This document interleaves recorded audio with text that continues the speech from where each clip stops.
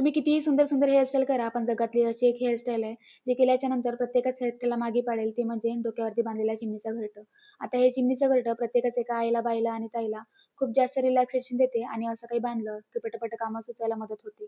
जे TV serial आणि पिक्चरमध्ये वगैरे दाखवतात ना, बायको मस्त खुले केस वगैरे सोडून स्वयंपाक वगैरे करते. आता असा उपक्रम जर आपण घरी रोज राबवला ना, तर निव्वळ मार खाण्याचे लक्षण आहे.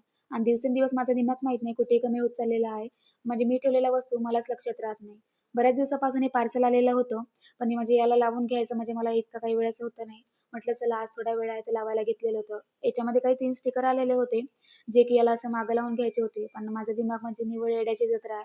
बऱ्याच वेळपासून त्याला इकडून-तिकडून असे घालून बघितले, पण काही ते जायला तयारच नव्हते. आणि मग काय, नंतर ती माझ्या दिमागाची नंतर लेट बत्ती चालली आणि मला समजलं, याला असं काही लावून घ्यायचं आहे. आणि छान-छान असं याला लावून वगैरे घेतलेलं होतं. आता तिन्ही याला काही लावून घ्यायचे होते. आणि असं जवळ घातल्याच्या नंतर खूप जास्त खुशी होती का आपल्याला दिमाग तरी आहे. असं म्हणजे मला थोड्या वेळासाठी तरी वाटलेलं होतं. मग काय लावून वगैरे घेतले आणि ते राहिलं होतं याला कुठे म्हणजे लावायचं आणि कुठे चिपकवायचं नाही.